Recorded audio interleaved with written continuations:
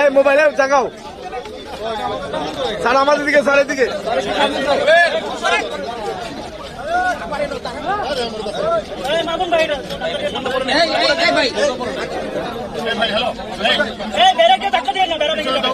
এই মোবাইল হইতে মোবাইল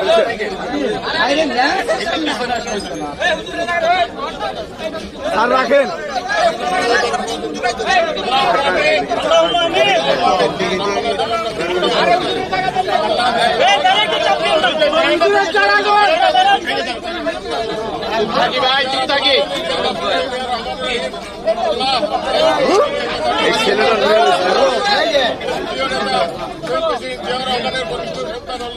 এখানে শুয়ে আছে সকলকে আসমানি জমিন সকল মালামতিকে হেফাজত করো। আমাদেরকে একজন পর্যন্ত কবুল করে নাও। আমাদের যারা কবরবাসী হয়ে গেছেন, নেতৃবৃন্দ কবরবাসী হয়ে গেছেন, তাদের সতর্কতা মাফ করে দাও, শহীদ মর্যাদা দান করো। আল্লাহ আসমানি জমিনি সকল মালামতিকে হেফাজত করো। বেগম খালেদা জিয়াকে আল্লাহ সুস্থতা দান করো। আল্লাহ আমরা যারা আমিন আমিন বলছি, আমাদের সকলকে ইমানেই বলিয়া দান করো।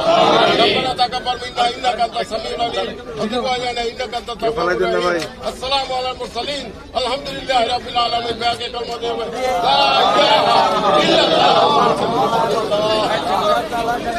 ইয়াদ করি আরাফাত রহমান কোকর মৃত্যু দিবসে। আপনারা জানেন তিনি ছিলেন একজন ক্রীড়া সংগঠক। রাজনীতির সঙ্গে সেভাবে তার কোনো প্রত্যক্ষ সম্পর্ক ছিল না, কিন্তু যে ষড়যন্ত্রের মাধ্যমে এদেশে বিরাজনীতিকরণের একটি প্রচেষ্টা হয়েছিল, তারই ফলশ্রুতিতে বাংলাদেশে বিএনপির উপরে যে অত্যাচার নির্যাতন নেমে এসেছিল, তারই ফলশ্রুতিতে কোকোকে দেশ ছেড়ে চলে যেতে হয়। এর চেয়ে দুঃখজনক ঘটনা আর কি হতে পারে? শহীদ প্রেসিডেন্ট জিয়াউর রহমান, যিনি ৭১-এ কালো রাত্রে যখন পাকিস্তানি হানাদার বাহিনী নিরস্ত্র বাংলাদেশের মানুষের উপরে হায়নার মতো ঝাঁপিয়ে পড়েছিল, সেদিন তিনি দেশনেত্রী বেগম খালেদা জিয়া এবং তার ২ নাবালক সন্তানকে তাদের নিরাপত্তার কথা চিন্তা না করে, নিজের নিরাপত্তার কথা চিন্তা না করে তিনি এই দেশমাতৃকার মুক্তির সংগ্রামে স্বাধীনতার ঘোষণা দিয়ে ঝাঁপিয়ে পড়েছিলেন। আজকে স্মরণ করতে হয় তারই কনিষ্ঠ সন্তান আরাফাত রহমান কোকোর উপরে যে নির্যাতন, যে অত্যাচার, যে অন্যায় হয়েছে। সেই কারণে তাকে দেশ ছেড়ে বিদেশের মাটিতে গিয়ে বলতে গেলে একরকম বিনা চিকিৎসায় তার জীবনের অবসান হয়েছিল। আজকে আমরা এখানে আসি প্রতি বছর।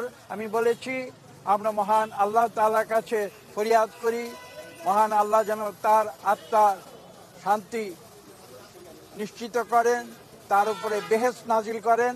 এবং একই সঙ্গে আজকের এই দিনটি আমরা বিভিন্ন কারণে আমরা স্মরণ করি তার যে ক্রীড়া সংগঠক হিসাবে তার যে অবদান, সে অবদানের কথা আমরা স্মরণ করি। আপনাদের মনে আছে তিনি রাজনীতি থেকে অনেক দূরে ছিলেন, খেলাধুলা নিয়ে ব্যস্ত থাকতেন এবং তার এই অবদান বাংলাদেশের ক্রীড়ার জগতে, সেই অবদানের অনেক সুফল আজকে কিন্তু বাংলাদেশ পেয়েছে। আজকের দিনটিতে আমরা সেই কথা স্মরণ করি। পাশাপাশি আমরা চাই যে আজকের বাংলাদেশে হিংসা, দেশ এগুলো দূর হয়ে যাক, প্রতিহিংসার রাজনীতি দূর হয়ে যাক।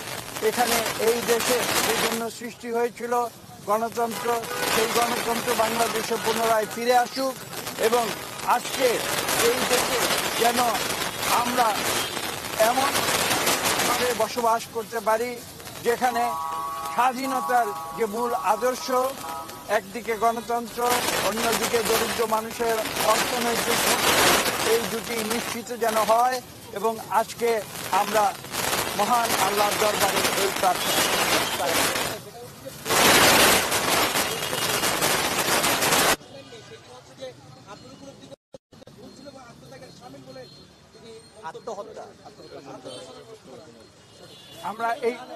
আমরা আজকে আমাদের আরো কর্মসূচি আছে, সেখানে আমরা পররাষ্ট্রমন্ত্রীর বিষয়ে আমরা কথা বলবো প্রয়োজন হলে। আজকে একটা পবিত্র অনুষ্ঠানে আমরা এখানে এসেছি, মহান আল্লাহ তাআলার দরবারে দোয়া করেছি। এখানে আমরা চাই যে এই দিনে আমি যে কথা বলেছি, বাংলাদেশের মানুষ হিংসা, দেশ প্রতিহিংসা ভুলে গিয়ে পারস্পরিক শ্রদ্ধা প্রদর্শন করে এই দেশকে যেন আমরা যে আদর্শে এই দেশ স্বাধীন হয়েছিল সেই আদর্শ এই দেশে ফিরিয়ে আনতে পারি। এই দেশে গণতন্ত্র, মানুষের ভোটের অধিকার, মানবাধিকার আমরা যাতে ফিরিয়ে আনতে পারি, সেই বিষয়ে আমি আপনাদের আপনারা তো রাষ্ট্র সংস্কারের জন্য প্রস্তাবনাও দিয়েছেন, ভিশন 2030 ম্যাডাম নিজেই ঘোষণা করেছেন আপনারা নতুন ধারার রাজনীতি প্রবর্তন করতে চান বাংলাদেশে, যেটি হবে একটি ইতিবাচক পরিবর্তন বাংলাদেশে। কিন্তু আমরা একটি নির্বাচন দেখলাম, সেই নির্বাচনে এই সরকার আবারও ক্ষমতায় এসে আওয়ামী লীগ তারা আগামী অধিবেশনও শুরু করবে, সংসদের মন্ত্রিসভা শপথ নিয়েছে 30 তারিখ। তারা বলছে যে আপনারা নির্বাচনে না গিয়ে করছেন ক্ষমতায় যাওয়ার জন্য। অত্যন্ত গুরুত্বপূর্ণ প্রশ্ন করেছেন। আমি এই প্রতিটি প্রশ্নের জবাব দেব, কিন্তু আজকে এই পরিসরে। ধন্যবাদ।